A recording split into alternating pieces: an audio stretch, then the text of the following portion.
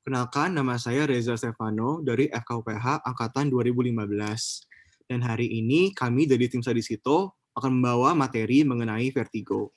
Jadi tujuan daripada kelas ini, seperti tadi Caca sudah bilang, adalah supaya untuk kita mengenali apa itu vertigo, gimana kita pendekatan terhadap vertigo, dan gimana kita mendiagnosis dan menterapi diagnosis-diagnosis sering sebagai penyebab vertigo. Ya, jadi kita langsung mulai aja ya. Nah, kalau yang udah nonton New Amsterdam, pasti udah tahu ini siapa. Ini adalah Vijay Kapoor, dia adalah seorang neurolog. Dan dia pernah ketemu pasien di TV show-nya, dan pasien itu datang dengan keluhan pusing. Dan dia tanya, what do you mean by dizzy? Nah, dan itu adalah pendekatan yang benar ya. Jadinya kalau pasien datang dengan vertigo, dia tuh nggak mungkin datang dengan bilang, dok, saya vertigo. Mungkin aja dia bilang dia vertigo, tapi kemungkinan besar enggak. Pasien akan bilang, dok, saya sakit kepala, dok, saya pusing. Jadinya langkah pertama setelah kita mendengar keluhan pasien adalah kita harus mengenali vertigo. Jadinya pertama kita harus memisahkan vertigo dari sakit kepala, nyeri kepala. Jadi kalau pasien datang dengan keluhan sakit kepala atau pusing, tanya, Bu atau Pak, yang Bapak maksud itu sepertinya nyeri atau pusing. Kalau dia memang bilang, oh iya dok pusing, baru tanya lagi, pusingnya itu seperti apa? Karena dalam dunia medis, dalam terminologi medis, pusing atau dizzy itu ada 4 DD-nya ya. Dan yang paling sering memang vertigo, yang mencakup kurang lebih setengah semua kasus. Jadi gimana bedakannya? Kalau pasiennya mengatakan pusingnya itu seperti gerakan palsu seakan ruangan berputar, berarti dia bilang, ya dok, saya ngerasanya kayak atas di bawah ruangnya berputar. Atau mungkin dia bilang, ya dok, rasanya kayak lagi di perahu. Itu adalah vertigo. Kalau tidak, perhatikan dengan DD-DD lainnya, seperti disequilibrium, yaitu berarti lebih kayak tidak seimbang, kayak pasiennya mau jatuh, atau presinkop, berarti pasiennya itu rasanya kayak mau pingsan, atau lightheadedness, ini yang paling jarang ya, dia tuh ngerasa kayak dia tuh terlepas daripada lingkungannya. Jadi memang anamnesis itu kritis dalam membedakan penyebab-penyebab daripada keluhan pusing. Nah, setelah kita tahu bahwa pasien itu adalah vertigo, apa itu vertigo? Vertigo adalah sebuah sensasi berputar yang sering disertai nistagmus. Apa itu nistagmus? Mata menari ya, mata yang gerak-gerakan osilasi seakan menari. Dan dia disebabkan oleh gangguan pada sistem vestibular ataupun struktur vestibular sentral pada batang otak. Sebentar lagi kita akan review anatominya. Nah, kedua diagnosis yang paling berat pada vertigo dan yang wajib kita eksklusi adalah stroke atau iskemia dan juga SALT atau itu nama Indonesianya adalah lesi desak ruang. Inggrisnya adalah space occupying lesion. Ya. Dan itu wajib kita eksklusi ya karena itu adalah kemungkinan diagnosis yang paling berat dari keluhan vertigo. Dan terakhir, vertigo itu bukan eksklusif daripada gejala neurologis. Ya, walaupun emang iya kita di sini bahas dari segi neurologi, tapi vertigo itu juga sangat penting pada ilmu apa? Ada yang tahu? Jadi selain neuro, apa juga dokter spesialis yang mencakup vertigo? Benar, Kusena, THT. Ya, Kusena jawab. Ya, THT ya. Oh ya, dan kalau ada pertanyaan, langsung di chat aja ya. Nanti pada akhir paparan materi, kita akan diskusi bareng-bareng. Ya, benar THT. Jadinya vertigo itu tidak eksklusif milik SPS, SPN, tapi juga milik THT. Dan itu juga harus diingat, karena sering banget dilupai pada bangsal. Ya. Jadi yang pertama kita harus bahas mengenai sistem vestibular. Jadi sistem vestibular itu apa? Itu didirikan dari 3 komponen ya. Ada komponen labirinnya, nomor 1, yang ini. Ada komponen sarafnya, yaitu yang ini. Sarafnya yang ini. Dan juga sentralnya. Ya. Jadi kalau labirin, nervus 8, dan sentral. Labirin itu apa? Labirin itu bony labyrinth ya. Dia itu dibuat oleh tulang dan di dalamnya itu ada endolabyrinth. Dan di sini tuh ada struktur-struktur yang pasti kalian udah belajar di FK, mungkin pada preklinik, utricul, sacul, kanalis semicircularis horizontal, anterior dan posterior. Fungsinya itu apa? fungsi daripada labirinth adalah untuk menerima stimulus-stimulus dan informasi mengenai posisi dan keseimbangan. Ya, dan itu ditransduksi menjadi informasi listrik dan dibawa oleh nervus 8. Nervus 8 itu terutama yang pars vestibularis. Karena ingat bahwa nervus 8, cranial nerve 8, itu ada dua komponen. Komponen pars vestibularis dan pars cochlearis. Vestibularis itu membawa impuls mengenai keseimbangan dan posisi. 8, dia itu berasal dari koklea, dan dia itu mengambil informasi mengenai pendengaran. Dan ini juga kenapa alasannya, nanti kita akan cari tahu, bahwa keluhan vertigo itu sering banget disertai dengan keluhan tuli dan juga tinnitus atau suara berdenging. Ya. Dan dari nervus 8, pars vestibularis, dia akan dibawa ke nucleus nervus 8 yang adanya itu di pons atau medula oblongata, yang berdekatan situ. Dan di situ akan dibawa ke temporal dan ke korteks cerebri untuk proses lanjut. Ya. Dan ini juga fun fact tambahan. Kita lihat dekat nervus 8 itu juga ada nervus 7, ya, nervus facialis. Dan ini kenapa kadang-kadang kalau kita udah tahu pernah dengar dengan penyakit namanya herpes zoster oticus atau Ramsay-Hunt syndrome. Dia itu peradangan pada nervus 7, tapi juga ada gejala nervus 8. Kenapa? Karena dia itu berdekatan. 7 sama 8 dalam tulang itu menempel. Jadi itu kenapa kadang-kadang bisa ada gejalanya. Ya, tapi ingat ya, sistem vestibular itu ada 3 komponen, labirinnya, sarafnya, dan struktur sentralnya. Lesi-lesi yang berasal dari labirin sampai ke saraf, ini batasannya, sampai nukleusnya sebenarnya, ini itu yang menyebabkan vertigo perifer. Kelainan daripada struktur sentral, yaitu di medula oblongatanya ke atas, itu akan menyebabkan vertigo sentral. Ya, cutoff-nya adalah pada nukleus nervus 8 yang ada di medula oblongata.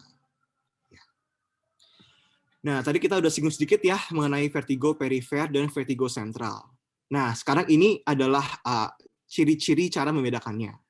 Jadinya kalau vertigo yang perifer, dia itu cenderung awitannya lebih mendadak, namun resolusinya cepat, dan pada umumnya, walaupun dia itu sangat mengganggu dan dapat menyebabkan kecacatan jangka pendek, umumnya dia itu tidak berbahaya.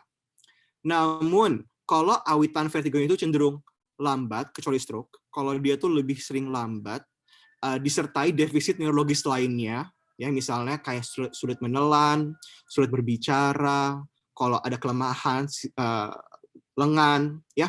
Dan kalau dia refraktor terhadap terapi medikamentosa, yaitu dengan terapi simptomatik, nanti kita bahas, tidak berdampak, itu lebih kemungkinan dia itu vertigo yang sentral.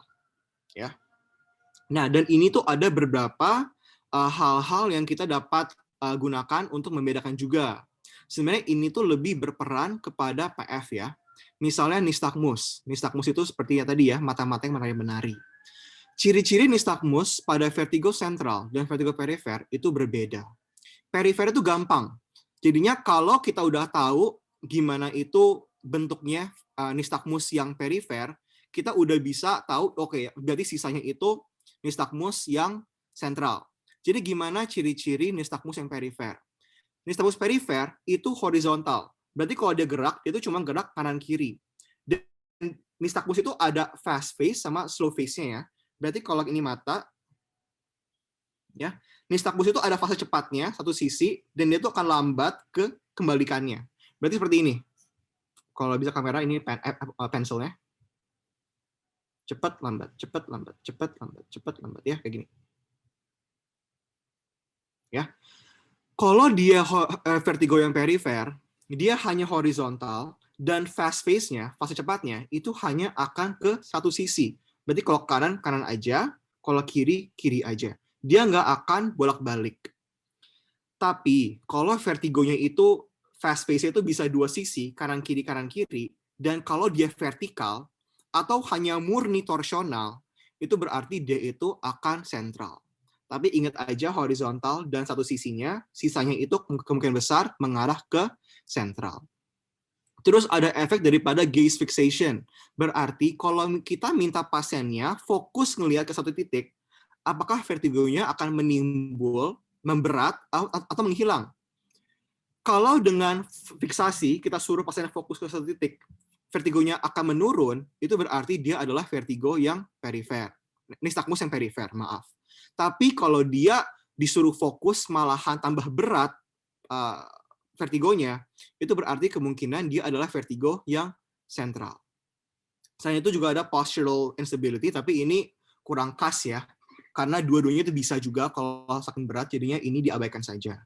Juga ada deafness atau tinnitus. Seperti tadi yang kita bicarakan ya, kalau dia itu ada tuli atau ada tinnitus, berarti kalau yang terkena, itu lebih ngarah ke perifer.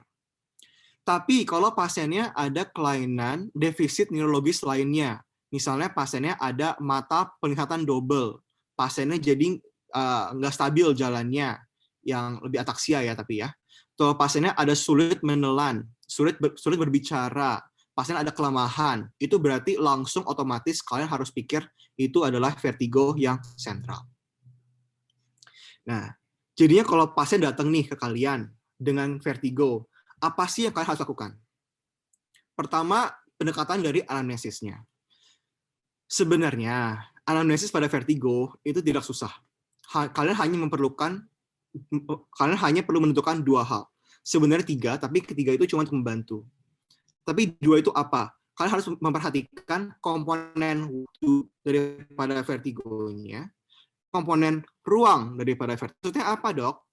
Kalau kalian harus tentukan hilang timbul atau terus menerus, ya. Kalau dia hilang timbul, apakah ada pencetusnya? Dari situ kita udah lihat DD-nya itu udah terstruktur. Berarti kalau kalian udah tahu dia tuh episode yang terus menerus, cuma satu episode, DD daripada episode rekuren kalian udah bisa hilangkan, ya. Abis itu kalian tentukan apakah vertigonya itu sentral atau perifer. Ya, gimana kita tentukannya? Jadinya kalau sentral itu pasti ada defisit neurologisnya, ya. Dan dia itu vertigonya yang munculnya lambat, berminggu-minggu atau berbulan-bulan, ya. Kalau dia perifer itu mendadak dan vertigonya itu cenderung disertai suara denging dan juga penurunan pendengaran atau tuli, ya. Dari situ aja kita udah bisa memfokuskan diagnosis kita, ya. Misalnya, kalau pasien datang dengan episode yang hilang timbul, dan kita tahu dia itu perifer, yaitu mungkin BPPV, Meniere, atau fistula perilimfatik. Terus kita tanya faktor resikonya, apakah vertigonya dieksaserbasi oleh posisi kepala? Bila iya, itu udah langsung, oh berarti itu BPPV. Berarti dari anamnesis aja, kalian udah bisa memfokuskan diagnosis kemungkinan besar ini adalah suatu BPPV. Tapi kalau dia episode tunggal yang terus-menerus, lalu pasiennya juga disertai defisit neurologis lainnya, langsung kalian bisa eksklusi neuritis vestibuler dan kerusakan labirin. Kalian bisa langsung mikir, oh ini kalau nggak stroke, pasti tumor. Ya. Terus lanjut ke pemeriksaan fisiknya. Secara ideal, ya kita harus lakukan PF itu semuanya. Tapi apalagi itu ada dari status generalisnya dan TTV-nya. Lalu jangan lupa pemeriksaan THT-nya ya, karena beberapa penyakit telinga itu bisa bikin vertigo. Misalnya kalau pasien ada otitis atau OMSK itu bisa berkomplikasi ke vertigo. Terus ke pemeriksaan neurologisnya. Ya. Dari PF neurologis yang pada vertigo, apa sih kita harus tekankan? Karena vertigo itu merupakan kerusakan daripada sistem vestibuler, kita harus PF sistem vestibuler, terutama nervus 8, pars vestibularis. Kita harus periksa gait-nya, apakah pasien ada ataxic gait. Ya. Kita cek Romberg-nya, apakah pasien terjatuh pada Romberg. Lalu juga jalan tandem dan juga Fukuda stepping test. Lalu juga cek nervus 8. Kenapa? Karena kalau pasien ada keluhan tuli, kita konfirmasi apakah tulinya itu sensori neural yang lebih sering pada vertigo atau dia tuli konduktif, ya. Terus nanti ada pemeriksaan HINTS, itu ada 3 pemeriksaan yang terdiri dari head impulse, nystagmus, dan juga test of skew. Nanti untuk HINTS kita bicara satu-satu. Lalu ada uji koordinasi. Ini seperti periksa untuk dysdiadochokinesis dan juga heel torsion test dan juga finger to nose test. Ini sebenarnya pada vertigo iya bisa terganggu, tapi sebenarnya ini tuh lebih berkesan pada masalah-masalah cerebellar. Ya, jadinya kalau ini positif, bisa aja di vertigo positif, tapi ini lebih ngarah ke masalah cerebellum. Berarti adanya di vertigo yang sentral, karena inferior cerebellar peduncle itu adanya dekat nucleus nervus 8. Lalu ada special tests, ya. Terutama di sini adalah BPPV. Ini pasti yang udah ngehits itu adalah tes Dix-Hallpike. Tapi provoking maneuver pada BPPV itu nggak cuma Dix-Hallpike ya, juga ada log roll. Ya, nanti kita bahas perbedaannya apa. Ya.